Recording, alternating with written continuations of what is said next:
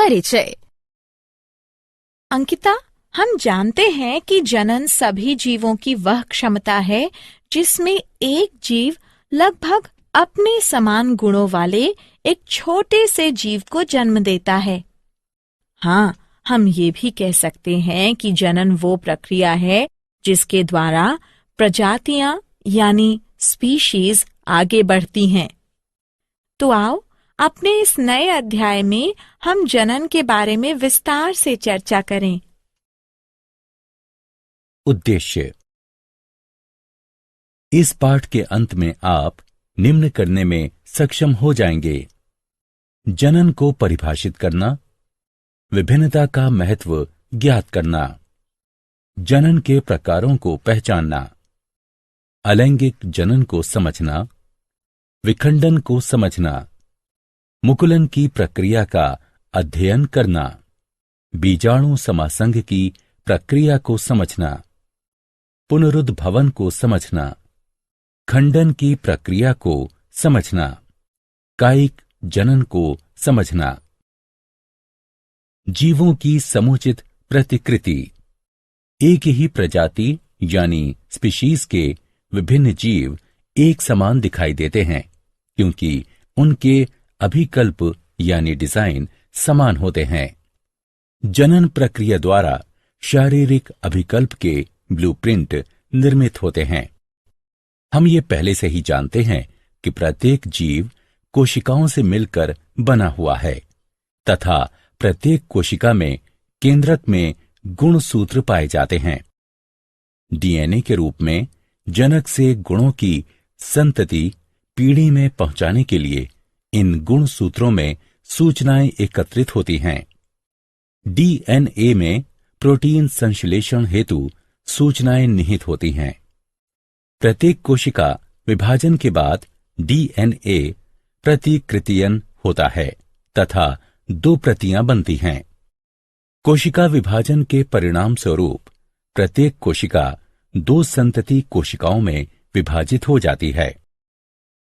विभिन्नता का महत्व। प्रतियां बनते समय डीएनए की सूचनाओं में बदलाव आ जाता है जिससे निर्मित हुई प्रोटीन भिन्न हो जाती है तथा इस प्रकार जनक प्रजाति यानी स्पीशीज से विभिन्नता आ जाती है जो कि जैव विकास का आधार है। जनन की प्रक्रिया के परिणाम स्वरूप जीवों की समष्टियों द्वारा निकेत भरे हुए हैं। बाह्य कारकों जैसे ताप, जल स्तर, उल्कापात के कारण निकेत में अचानक प्रबल परिवर्तन आ जाते हैं। परिणाम स्वरूप संपूर्ण समष्टि नष्ट हो जाती है किंतु कुछ जीवों के बच जाने की संभावना रहती है। हम उपर्युक्त चर्चा को एक उदाहरण की सहायता से समझ सकते हैं। शीतोष्ण जल में पाए जाने वाले जीवाणुओं की कोई समष्टि है तथा वैश्विक ऊष्मीकरण के कारण जल का ताप यदि बढ़ जाता है तो अधिकतर जीवाणु व्यष्टि मर जाएंगे, परंतु उष्ण प्रतिरोधी क्षमता वाले कुछ परिवर्त ही जीवित रहते हैं तथा वृद्धि करते हैं। अतः विभिन्नताएं प्रजातियों यानी स्पीशीज की उत्तरजीविता बनाए रखने में उपयोगी हैं। जनन के प्रकार। अलैंगिक जनन। जनन 2 प्रकार का होता है: अलैंगिक जनन, लैंगिक जनन। जब संतति की उत्पत्ति एकल जनक द्वारा युग्मक यानी गैमीट निर्माण की भागीदारी के साथ अथवा इसकी अनुपस्थिति में हो तो वह अलैंगिक जनन कहलाता है। उदाहरण: अमीबा में द्विखंडन, हाइड्रा में मुकुलन, राइजोपस में बीजाणु समासंग और पुष्पी पौधों में कायिक जनन। अलैंगिक जनन में कोशिका विभाजन असमसूत्री या समसूत्री होता है।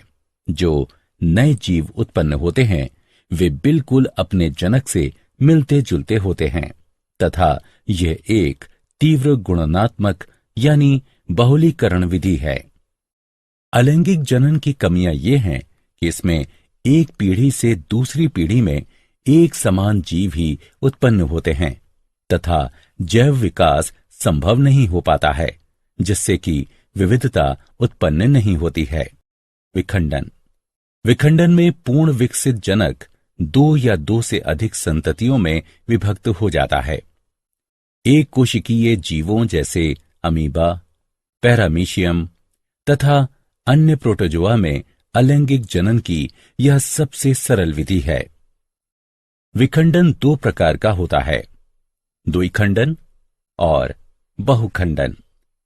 अनुकूल परिस्थितियों के दौरान एक कोशिका का 2 एक समान कोशिकाओं में विभक्त होना ही द्विखंडन कहलाता है। इस विधि में असमसूत्री विभाजन द्वारा सर्वप्रथम केंद्रक 2 भागों में विभक्त हो जाता है तथा उसके बाद कोशिका द्रव्य में विभाजन होता है। अंत में कोशिका 2 संतति कोशिकाओं में विभक्त हो जाती है। उदाहरण: जीवाणु, यीस्ट, युग्लिना, अमीबा तथा पैरामीशियम। बहुखंडन जनक खंडन होता है। इसमें प्रतिकूल परिस्थितियों के दौरान जनक का शरीर स्वतः ही अनेक संतति कोशिकाओं में विभक्त हो जाता है। कोशिका का केंद्रक लगातार विभाजित होकर अनेक केंद्रक बनाता है। प्रत्येक केंद्रक कम मात्रा के कोशिका द्रव्य से घिरा होता है तथा पुटी यानी सिस्ट में अनेक संतति कोशिकाएं उत्पन्न होती हैं। अनुकूल परिस्थितियों में पुटी यानी सिस्ट टूटकर छोटी संततियों को मुक्त करता है।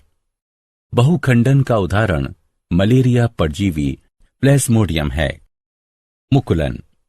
मुकुलन में एक या एक से अधिक एक कोशिकीय या बहुकोशिकीय बाह्य वृद्धि, जिन्हें कलिकाएं कहते हैं, जनक शरीर के ऊपर या अंदर उत्पन्न हो जाती हैं। हाइड्रा पुनर्जनन की क्षमता वाली कोशिकाओं का उपयोग मुकुलन के लिए करता है और इसके कारण एक स्थान पर कलिका यानी मुकुल विकसित हो जाती है। यह कलिका यानी मुकुल वृद्धि करके एक नन्हे जीव में बदल जाता है तथा पूर्ण विकसित होकर जनक से अलग होकर स्वतंत्र जीव बन जाता है।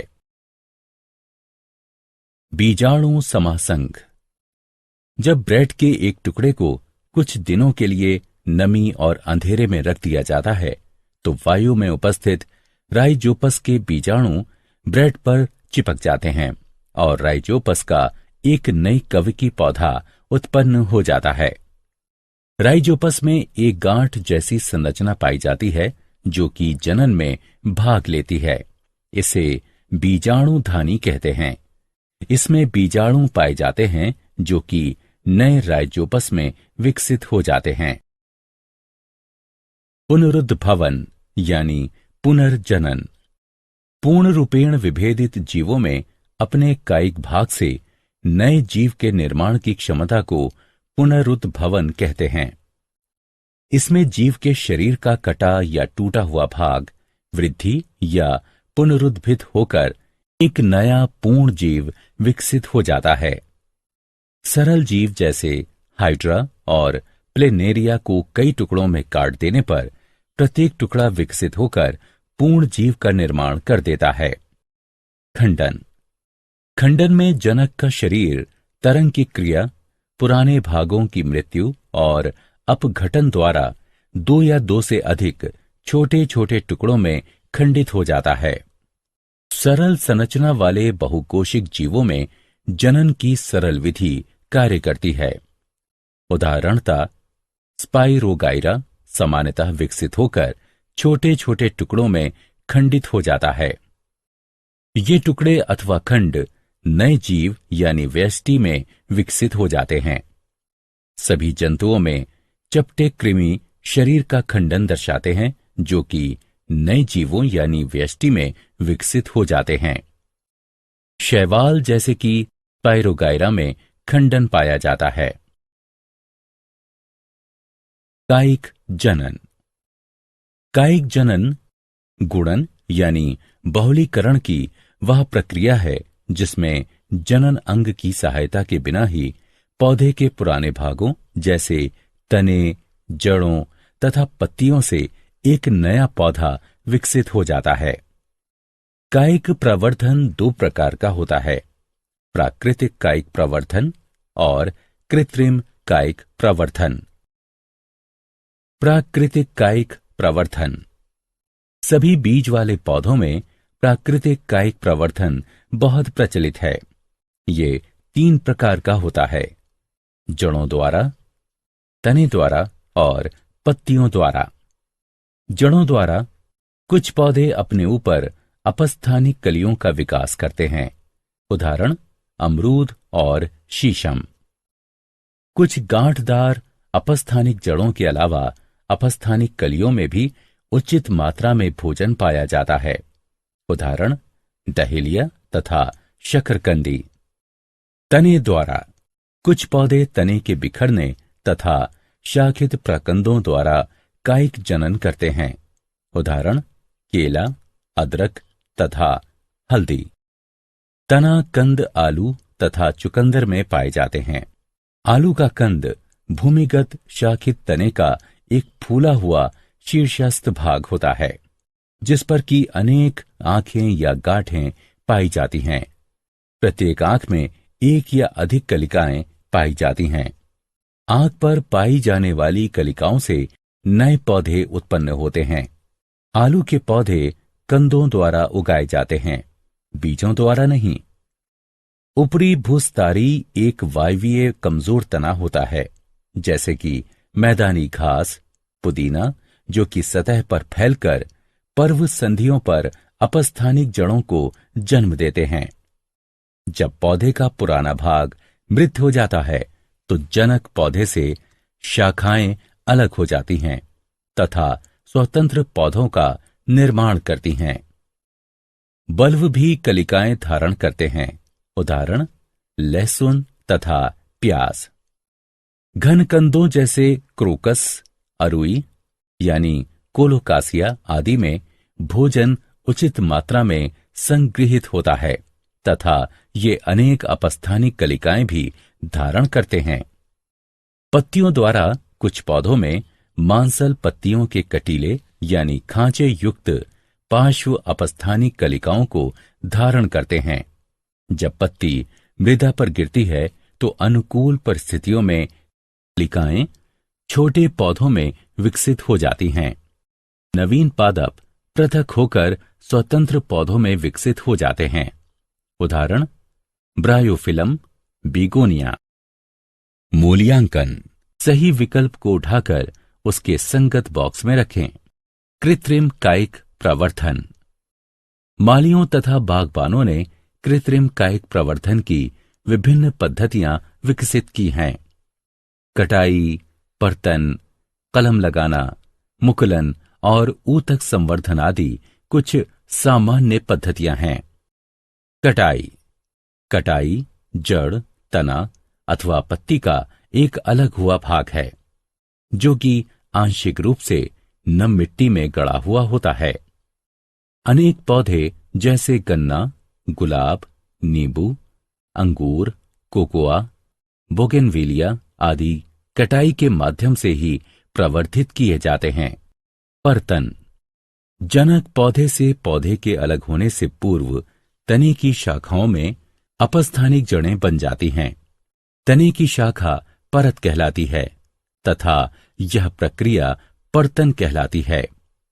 यह विधि नींबू, अमरूद, हिबिस्कस, बोगेनविलिया, चमेली, रसभरी तथा अनेक सजावटी पौधों में प्रयोग की जाती है। कलम लगाना। जनन की इस पद्धति में दो निकटवर्ती संबंधित किस्मों वाले पौधों को एक साथ जोड़ दिया जाता है, जिससे कि वे एक पौधे के रूप में ही रहते हैं। पौधे का एक भाग जो कि पौधे के अन्य भाग पर कलम लगाता है, पौधे की कलम यानी साइकान कहलाता है तथा वो पौधा जिस पर कलम लगाई जाती है डंठल यानी स्टॉक कहलाता है। उदाहरण आम, सेब, मटर, नींबू और अमरूद। मुकुलन। मुकुलन में एक वांछनीय पौधे के तने से छालयुक्त एक छोटी कलिका यानी मुकुल ली जाती है। इसके बाद डंठल की छाल में बनाई गई गांठ यानी दरार में घुसाई जाती है। दोनों को बांध दिया जाता है तथा इन्हें सूखने से बचाया जाता है। उदाहरण गुलाब, आलू बुखारा आदि। ऊतक संवर्धन। संवर्धन विलियम के कृत्रिम माध्यम में पृथक या विलगित पादप कोशिकाओं अथवा पादप ऊतक के छोटे भागों में नए पादप का निर्माण ही ऊतक संवर्धन कहलाता है। पौधे के वृद्धि वाले सिरे से ऊतकों अथवा विलगित कोशिकाओं को हटाकर तथा उन्हें कृत्रिम माध्यम में रखकर पौधों को विकसित कराया जाता है। पादप ऊतक विभाजित होकर कोशिकाओं के छोटे समूह बनाते हैं जिन्हें कैलस कहा जाता है। कैलस को एक ऐसे अन्य माध्यम पर स्थानांतरित किया जाता है जिसमें कि वृद्धि तथा विभाजन के लिए हार्मोन पाए जाते हैं, जिससे कि पादपक या छोटा पौधा बनता है। बने हुए पादपक को गमलों या मृदा से प्रतिरोपित किया जाता है, जहां वे वृद्धि करके विकसित पौधे बना सकते हैं। यह बाह्य यानी इन विट्रो सूक्ष्म प्रवर्धन भी कहलाता है, क्योंकि यह प्रक्रिया एक परख नली यानी टेस्ट ट्यूब में एक कृत्रिम पर्यावरण का प्रयोग कर जनक पौधे के बाहर होती है। यह सजावटी पौधों जैसे ऑर्किड, डहेलिया तथा कॉर्नेसन के लिए प्रयोग की जाती है। कायिक प्रवर्धन के लाभ तथा हानि। आइए कायिक प्रवर्धन से होने वाले कुछ लाभों तथा हानियों की चर्चा करते हैं। लाभ। कायिक प्रवर्धन एक सस्ती, आसान तथा तेजी से होने वाली प्रक्रिया है। कायिक प्रवर्धन द्वारा जनक पादप के गुण यानी लक्षण संग्रहित रहते हैं। कायिक प्रवर्धन उस पौधे के प्रवर्धन में भी सहायक है जो कि जीवन शक्ति वाले बीज उत्पन्न नहीं करता है। हानियां। कायिक प्रवर्धन से पौधों की संख्या में आवश्यकता से अधिक वृद्धि हो जाती है। इसमें कोई भी जैव विभिन्नता नहीं पाई जाती है तथा पौधे पर्यावरण के कम अनुकूल हो जाते हैं। जनक पादपों में पाए जाने वाले रोग संततियों में स्थानांतरित हो जाते हैं।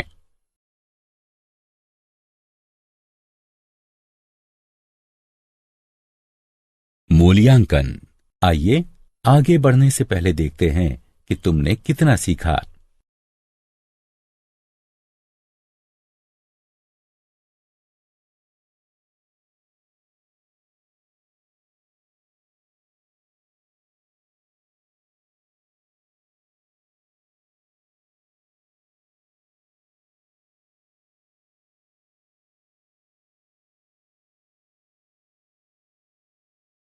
क्या आप जानते हैं यकृत में बहुखंडन के दौरान प्लेज्मोडियम लगभग 1000 संतति कोशिकाएं उत्पन्न करता है, जबकि लाल रुधिर कणिकाओं में बहुखंडन के दौरान ये 12 से 24 संतति कोशिकाएं उत्पन्न करता है, जिन्हें खंडजाणु यानी मीरोजोइट कहते हैं। जीर्णोद्धार पुनरुद्भवन शरीर की खंडित कोशिकाओं के पुनर्निर्माण की एक प्रक्रिया है। उदाहरण मानव में नवीन लाल रुधिर कणिकाओं द्वारा मृत लाल रुधिर कणिकाओं का प्रतिस्थापन तथा घाव भरना। पुनर्निर्माण यानी पुनरुत्पादन। पुनरुद्भवन शरीर के खोए हुए भाग के पुनर्विकास की एक प्रक्रिया है। उदाहरण छिपकली में पूंछ, हाइड्रा, प्लेनेरिया आदि। बुलबिल छोटी मांसल विशेषीकृत कलिकाएं होती हैं। जब वे भूमि पर गिर जाती हैं तो नए पादप को जन्म देती हैं। सारांश। आइए हमने जो कुछ सीखा है उसे संक्षेप में दोहराएं। वह प्रक्रिया जिसमें वर्तमान यानी मौजूदा जीवों से नए जीव की उत्पत्ति होती है जनन कहलाती है। अलैंगिक जनन में नए जीव एक ही जनक से बनते हैं। कुछ जीव जैसे स्पाइरोगायरा सामान्यतः विकसित होकर छोटे छोटे टुकड़ों में खंडित हो जाते हैं। ये टुकड़े अथवा खंड नए जीव यानी व्यष्टि में विकसित हो जाते हैं। पौधों जैसे मनी प्लांट, गुलाब, अंगूर आदि में कायिक प्रवर्धन कटाई द्वारा होता है। बर्तन में पौधे की शाखा का सिरा भूमि की तरफ मुड़ यानी झुक जाता है तथा नम मृदा द्वारा ढक जाता है। कलम लगाने में दो निकटवर्ती संबंधित किस्मों वाले पौधों को एक साथ जोड़ दिया जाता है, जिससे कि वे एक पौधे के रूप में ही रहते हैं। जंतुओं में अलैंगिक जनन की विभिन्न प्रक्रियाएं विखंडन, मुकुलन, खंडन तथा पुनरुद्भवन हैं। जनक जंतु के दो या अधिक संतति कोशिकाओं में विभाजित होने की प्रक्रिया को खंडन कहते हैं। विखंडन दो प्रकार का होता है, द्विखंडन तथा बहुखंडन। द्विखंडन में दो संतति कोशिकाओं का निर्माण होता है। बहुखंडन में अनेक संतति कोशिकाओं का निर्माण होता है। मुकुलन में एक या एक से अधिक एक कोशिकीय या बहुकोशिकीय बाह्य वृद्धि, जिन्हें कलिकाएं कहते हैं, जनक शरीर के ऊपर या अंदर उत्पन्न हो जाती हैं। यीस्ट में कलिकाएं एक कोशिकीय होती हैं, जबकि हाइड्रा, स्पंज आदि में बहुकोशिकीय होती हैं। कलिकाएं बहिर्जात अथवा अंतर्जात होती हैं। खंडन में जनक का शरीर दो या अधिक भागों में खंडित हो जाता है, जिसमें से प्रत्येक विकसित होकर एक जीव का निर्माण करता है। पूर्ण रूपेण विभेदित जीवों में अपने कायिक भाग से नए जीव के निर्माण की क्षमता को पुनरुद्भवन कहते हैं। निम्न जीवों में पुनरुद्भवन की क्षमता अधिक होती है।